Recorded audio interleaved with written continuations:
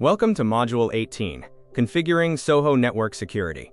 This module covers attacks, threats, and vulnerabilities, wireless security protocols, SOHO router security, and additional security measures, all Core A plus 2201202 skills.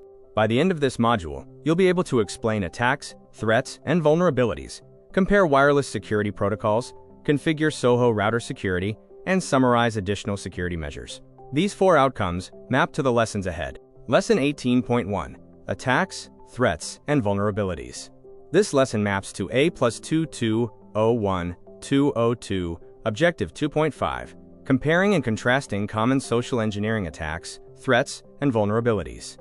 By the end of this lesson, you should be able to answer, what makes a zero-day vulnerability so unique? Why is a system beyond its end of life a security vulnerability? Why would someone go dumpster diving? What encryption method uses the same key to encrypt and decrypt data? And what are digital signatures used for? A zero-day vulnerability is a software flaw unknown to the vendor or public at the time it's discovered. Attackers exploit the flaw before developers can release a patch, leaving 0 days of defense. Security tools often fail to detect these attacks since no signature or patch exists yet. 0 days are high-value targets in black markets, used in espionage or ransomware campaigns.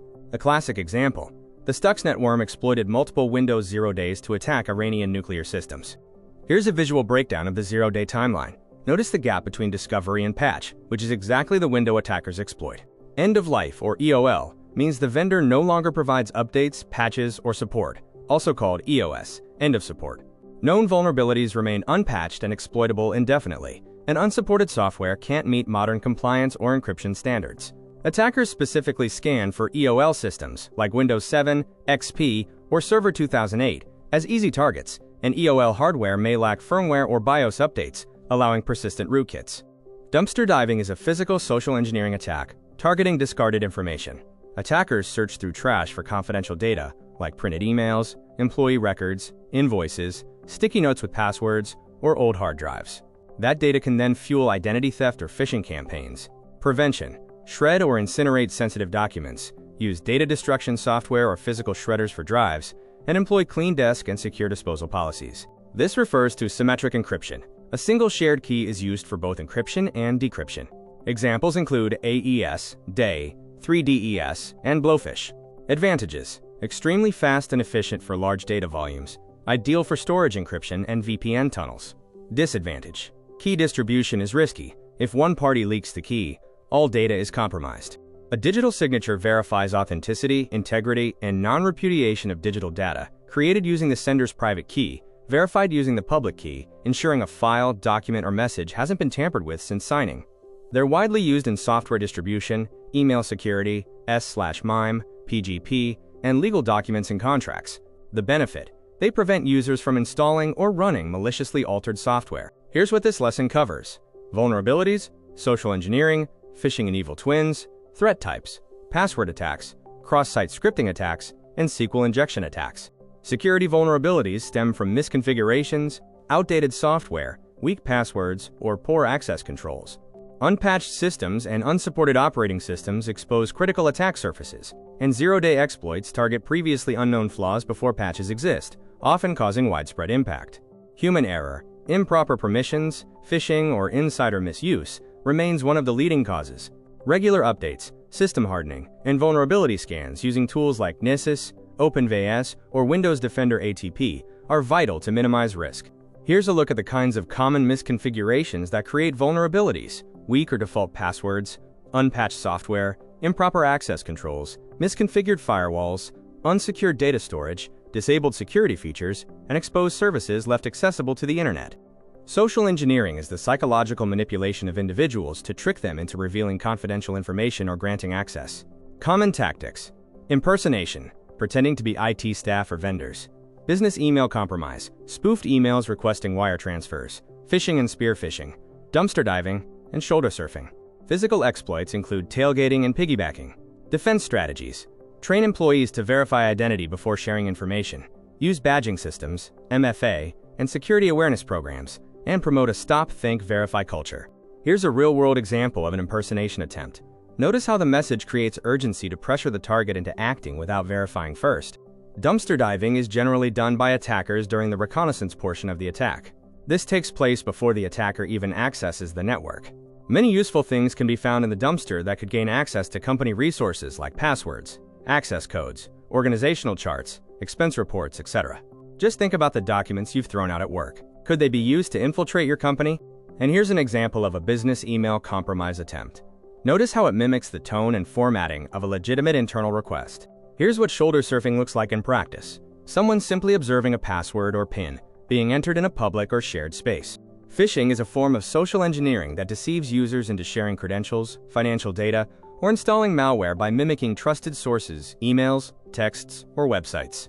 Modern phishing often bypasses spam filters and exploits human trust through urgency or fear-based messaging. Key variants. Spear phishing targets individuals using personal details. Whaling focuses on executives. Vishing uses phone calls or AI-generated voices. Smishing uses text message scams, and quishing uses malicious QR codes. An evil twin attack is a rogue Wi-Fi hotspot impersonating a trusted network to capture login data and session cookies. Defense techniques against phishing and evil twins. Verify sender email domains and URLs before clicking links. Avoid connecting to public Wi-Fi without a VPN.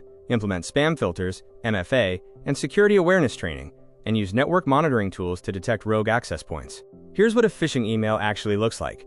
Notice the subtle red flags, a mismatched sender domain, urgent language, and a suspicious link. And here's an evil twin attack in action. Notice how the rogue network name closely mimics a legitimate one, making it easy to connect by mistake. Phishing email detection. Always double-check the sender for a verified email address. intl.paypal.com is not a valid website for PayPal. Watch for poor language and bad grammar. Hover over any links to reveal their URL. Oftentimes, a sense of urgency is baked into the phishing attempt. This is so that you might panic and try to respond. When in doubt, always visit the true website on the web and log in, and never use the links to log into accounts from an email. External threats originate outside the organization. Hackers, cybercrime, hacktivists, nation-states, using tactics like exploiting open ports, phishing, and malware. Internal threats come from within, intentional or accidental, mitigated through least privilege, auditing, and behavior monitoring. Footprinting, or reconnaissance, is the information-gathering phase of an attack, using tools like WHOIS, NSLOOKUP, or Nmap to map network assets. Spoofing impersonates identities or systems. IP spoofing fakes the source. IP. Email spoofing forges the sender, and DNS spoofing redirects users to malicious sites. Here is a brief overview of the threat types: external, internal, reconnaissance or footprinting, and spoofing, like phishing emails. Time for a roleplay: threat identification and mitigation. As IT administrator for a small office, you've received 3 incident reports: a phishing email campaign, a rogue evil twin access point, and slow network performance possibly from a password attack. Identify the type of attack in each incident, propose immediate mitigation steps, and recommend long-term strategies to prevent similar incidents. Threat actors target credentials to gain unauthorized access, escalate privileges, or move laterally through a network. Common methods: plaintext password theft, password hash cracking using tools like Hashcat or John the Ripper, dictionary attacks testing known password lists, brute force attacks testing every combination, and hybrid attacks combining dictionary words with brute force variations. Mitigation: long passphrases of 12 to 16 plus characters, MFA, account lockout policies, user education against password reuse, and storing passwords with strong salted hashes like bcrypt, script, or argon2. Here's what a password cracking tool's output actually looks like. Notice how quickly a weak, short password falls compared to a long passphrase. Cross-site scripting occurs when malicious scripts are injected into otherwise trusted websites, targeting pages that don't properly sanitize user input, letting code run in other users' browsers. Common types: reflected XSS, sent through a crafted URL and reflected back immediately; stored XSS, saved in a database and executed for every visitor; and DOM-based XSS, manipulating the page client side. Effects include session hijacking, cookie theft, defacement, and user redirection. Mitigation: validate and sanitize input on both server and client sides, encode output, and use a content security policy to restrict script execution. SQL injection happens when attackers insert malicious SQL commands into user input fields to manipulate a database query, letting them read, modify, or delete data, bypass authentication, or gain system-level access. A classic injected input like an always true OR condition can reveal every record, while a chained drop table command can delete entire tables if unprotected. Prevention: input sanitization, parameterized queries or prepared statements that treat input as data rather than code, stored procedures using precompiled commands, and the least privilege principle restricting database account permissions. Here's what a SQL injection attempt actually looks like in a login form.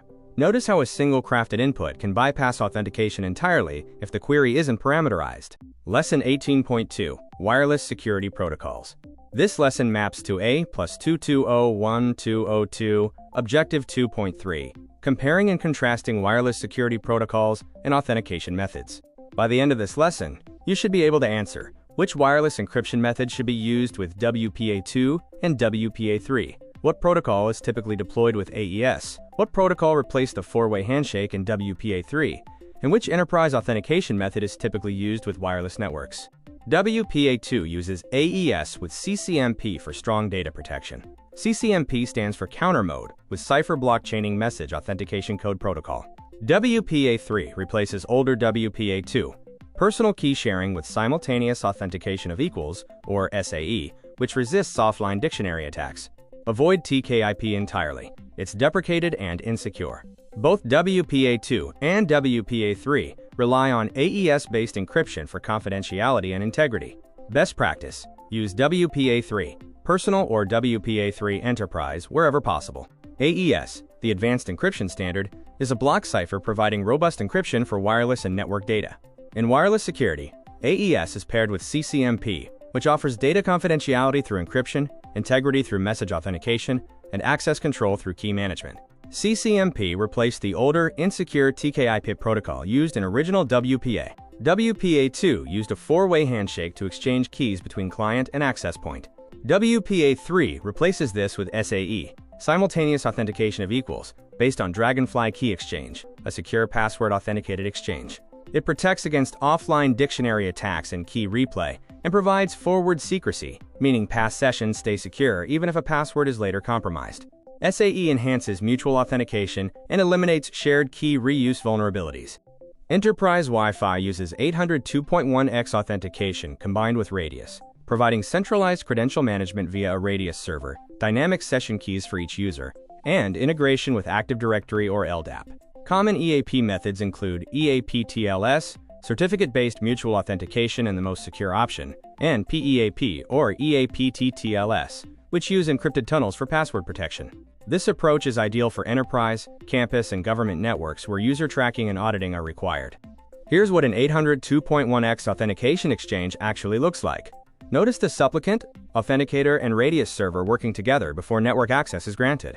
Here's what this lesson covers: Wi-Fi protected access, Wi-Fi authentication methods, and enterprise authentication protocols including Radius, TACAX Plus, and Kerberos. Wi-Fi protected access encrypts wireless LAN traffic to prevent eavesdropping and unauthorized access. The evolution went from WEP, weak and easily cracked, now deprecated, to TKIP, a temporary fix for WEP used in original WPA, now also obsolete, to AES with CCMP or GCMP, the modern encryption standard securing WPA2 and WPA3.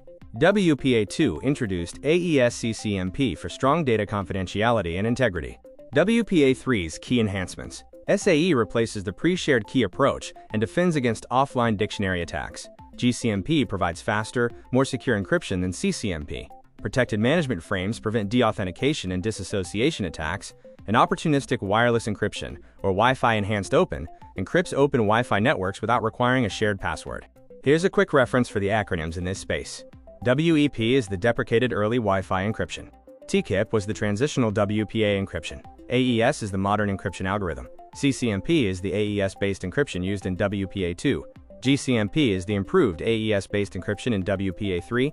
SAE is the WPA3 handshake protocol. PSK is the WPA2 personal authentication method. PMF protects against Wi-Fi management attacks, and OWE automatically encrypts open networks. Wi-Fi authentication types. Open has no password, used on public networks. Personal uses a shared passphrase, either WPA2 PSK or WPA3 SAE, and Enterprise uses centralized logins via 802.1x and Radius servers. WPA2 PSK uses a shared passphrase with a four-way handshake and AES CCMP, but is easier to crack if the password is weak. WPA3 SAE replaces PSK with a secure key exchange, adds forward secrecy and 128-bit encryption, and defends against offline brute force attacks. WPA3 transition mode allows both WPA2 and WPA3 devices to connect to the same network, useful for mixed environments with older hardware. but it reduces overall security since WPA2 devices remain vulnerable to pre-shared key attacks. Access point labels. WPA2 Personal uses a pre-shared key for shared password authentication, while WPA3 SAE uses the stronger, password-authenticated key exchange. Personal authentication is insecure and lacks accounting. 802.1x uses EAPOW and AAA servers for secure validation, following a workflow from supplicant to AAA server to PMK to session keys. EAPTLS adds multi-factor authentication with certificates and encryption keys, and other EAP methods use server certificates for secure credentials. Enterprise authentication relies on an AAA server, authentication, authorization and accounting, and a directory service. Radius forwards user credentials securely using a shared secret, common in Wi-Fi Enterprise 802.1x networks. TACAX Plus authenticates administrator logins to routers, switches, and firewalls, separating authentication and authorization for granular control. Kerberos provides single sign-on using encrypted tickets for access, often used in Active Directory, and supported by Radius or TACAX Plus servers. Here's a closer comparison of Radius, TACAX Plus, and Kerberos side by side. Notice how each handles the authentication, authorization, and accounting functions a bit differently. Kerberos. Lesson 18.3 SOHO Router Security. This lesson maps to A+22012202, Objective 2.10, applying security settings on SOHO wireless and wired networks. By the end of this lesson, you should be able to answer: where should a SOHO router typically be physically placed? What steps secure access to the router management interface? What's the purpose of the SSID? When would you configure port forwarding? And what type of devices typically go in a screen subnet? A SOHO router should be placed in a central location for even signal coverage, elevated rather than on the floor to reduce interference, away from walls, microwaves, cordless phones, and metal objects, and in a secure location to prevent tampering. To secure the router management interface, change the default admin username and password, disable remote administration, use HTTPS or SSH for management access, keep firmware up to date, and restrict access to specific IP addresses. Here's what a secured router login screen actually looks like. Notice it's no longer using the factory default admin credentials that ship with the device. The SSID broadcasts the network name to identify a wireless network, letting clients connect to the correct WLAN. It can be hidden for a small security benefit, though it isn't foolproof, and enterprise access points can support multiple SSIDs for VLAN segmentation. Port forwarding lets you allow external access to internal services, web servers on port 80 or 443, game servers, or remote desktop and VPN access. Always limit it to specific ports and IPs for safety, and consider disabling UPnP to prevent automatic exposure. Here's what configuring a port forwarding rule actually looks like in a router's admin interface. Notice the internal IP, port, and protocol fields you'd fill in. A screened subnet houses public-facing systems isolated from the internal LAN, web servers, email servers, FTP servers, and VoIP gateways, protected by firewall rules that restrict traffic between the DMZ, LAN, and Internet. Here's a diagram of that screened subnet layout. Notice how the public-facing servers sit between two firewalls, isolated from the internal network on either side. Here's what this lesson covers: home router setup, firmware updates, LAN and WAN configuration, firewall configuration, port forwarding, universal plug-and-play, and screened subnets. Time for a challenge. SOHO router security configuration. You're securing a router for a small business network with 5 employee laptops, 2 printers, a guest Wi-Fi network, and a locally hosted web server. Configure a secure SSID and WPA3 encryption. Set up a limited guest network, enable a firewall and block unnecessary ports. Configure port forwarding for the web server, and disable UPnP. Router placement. Position it centrally and elevated for even signal coverage, away from walls, metal objects, and interference sources, and in a secure area to prevent tampering. For connection and access, connect to the WAN port and power on. Then, access the management interface via its local IP or the manufacturer's setup URL. Security settings. Enable HTTPS for admin access, change default credentials immediately, and update firmware regularly. For larger homes, use Wi-Fi extenders or mesh nodes to eliminate dead zones. Here's what a typical home router setup looks like physically. Notice the coax connection coming in from the ISP feeding into the router itself. Update router firmware to fix vulnerabilities and support WPA3. Download updates from the official vendor site. Use the management app to apply updates or enable auto updates, and make sure power stays uninterrupted during the update process. To configure the LAN and WAN, rename the SSID to something unique and non-personal. Use strong encryption, WPA3 for modern devices, or WPA2 AES if needed, with a complex 12+ character passphrase. Disable unused features like guest networks when not needed, and WPS, which is vulnerable to brute force attacks. Optimize performance with a Wi-Fi analyzer to pick the clearest channel, using 5 GHz for speed and 2.4 GHz for range. And always keep encryption enabled, never leave a network open. Here's what those LAN and WAN configuration screens actually look like. Notice the SSID, security type, and passphrase fields you'd configure directly. Inbound filtering blocks unsolicited traffic from the internet by default, with port forwarding as the exception for trusted apps like game servers or remote access. Outbound filtering controls what internal devices can access online, often paired with content filters to restrict unsafe or non-work sites. Content filtering blocks malicious or inappropriate sites, URLs, or keywords, sometimes through DNS-based protection like OpenDNS or Cloudflare family. Parental controls set time limits or device schedules and create separate profiles for children or guests. Here's what the router's firewall configuration screen actually looks like. Notice the inbound and outbound rule sections and the content filtering options alongside them. To configure port forwarding, log into the router's web interface or app, locate the port forwarding or virtual server section, enter the device's internal IP, external port and protocol, then save and test connectivity. Best practices: use non-standard port numbers when possible, reserve static IPs for forwarded devices, avoid forwarding sensitive ports like 22 for SSH or 3389 for RDP, combine with dynamic DNS for easier remote access, and use a VPN instead of open port exposure whenever possible. UPnP automatically opens ports on routers for gaming consoles, VoIP, and smart home devices, simplifying connectivity without manual port forwarding. Only enable it when required for trusted apps, and disable it once setup is complete. Since it offers no authentication, malware or rogue devices can exploit open ports, and attackers can use it to bypass the firewall entirely. Best practices: turn off UPnP unless the network is verified secure, keep firmware updated, and block WAN-side UPnP requests whenever possible. A screened subnet creates a buffer zone between the internal LAN and the internet, protecting the internal network from direct exposure. Public-facing servers sit in the DMZ, with 2 firewalls or routers screening traffic on both sides. Internal users can reach the DMZ, but internet users can't reach the LAN directly. Benefits: reduced attack surface, controlled access to public services, and support for monitoring and intrusion detection. It's known formally as a screened subnet by NIST and CompTIA, and informally as a DMZ. Here's a diagram of a screened subnet established in an enterprise network. Notice how it establishes that secure buffer zone we just walked through. Here's a closer look at that same screened subnet topology.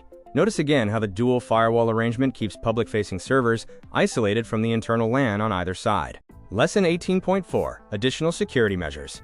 This lesson maps to A+2201-202 Objective 2.1, summarizing various security measures and their purposes. By the end of this lesson, you should be able to answer: what security measures prevent tailgating or piggybacking? What type of door lock uses a user's physical characteristics? What type of lock typically secures a laptop to a table? And which alarm system uses RFID tags? Tailgating is when an unauthorized person enters a restricted area by closely following an authorized user. Piggybacking is when the authorized user knowingly lets someone follow them through. Prevention methods. Man-traps are security vestibules that require one door to close before the next opens. Badge readers and turnstiles limiting one entry per authentication. Security guards or cameras monitoring access points. Employee training to challenge unescorted visitors. And anti-passback systems that prevent badge reuse or pass-through entries. Here's what a man-trap or security vestibule actually looks like in practice. Notice how it physically prevents more than one person from passing through at a time. That's a biometric lock. It uses unique biological traits for authentication, like fingerprint, retina, face, or voice, providing strong verification that can't be easily shared or duplicated. It supports multi-factor security when combined with pins or badges, and shows up commonly in data centers, labs, and secured offices. It needs fallback methods, like a PIN code or key override, in case the sensor fails, and can raise privacy and storage concerns. Templates should always be encrypted. That's a Kensington cable lock, a physical deterrent against casual theft in shared spaces. It loops around a fixed object and attaches to the laptop's security slot, available as keyed, combination, or digitally coded options. Docking stations may integrate locking mechanisms for both power and data ports. For added security, combine with asset tags or RFID tracking, and always encourage user responsibility.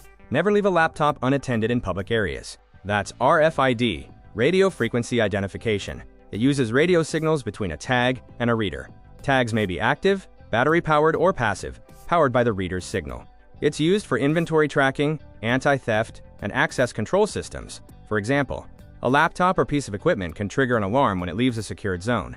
It can integrate with building security software to log entries and exits, helping organizations maintain asset visibility and reduce insider theft. Perimeter security uses fences, gates, bollards, and surveillance cameras to protect the outer boundary, with lighting and signage discouraging trespassing. Access vestibules or man-traps control one-person entry to prevent tailgating or piggybacking, often requiring dual authentication like a badge plus PIN. Magnetometers and scanners detect metal objects or concealed weapons before entry, common in data centers, airports, and government facilities. Security guards verify IDs, monitor entrances, and respond to alerts, providing visible deterrence and human judgment. Here's what these physical access control measures actually look like deployed together. Notice how perimeter security, man-traps, and guards work as layered defenses rather than any single measure. Door locks range from keyed and electronic to badge reader or smartphone-based systems, often integrated with access control servers for audit tracking.